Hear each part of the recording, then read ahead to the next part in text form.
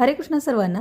एका फौजीची बायको म्हणून मी एवढंच म्हणेन की घरात पती सोबत नसताना जेव्हा आपल्याला एकट्याने बाहेर पडावं लागतं तेव्हाच आपल्याला खरी दुनिया समजते. हो, त्रास नक्कीच होतो, पावलोपावली अडचणी येतात, पण त्याच त्रासातून मिळणारा अनुभव आपल्याला खऱ्या अर्थाने एक स्ट्रॉंग वुमन बनवत असतो. तर बघा, या आठवड्यात कोल्हापूरहून निपाणीला जाण्याची ही दुसरी वेळ आणि शेवटी बँकेचं फायनली आज काम झालं.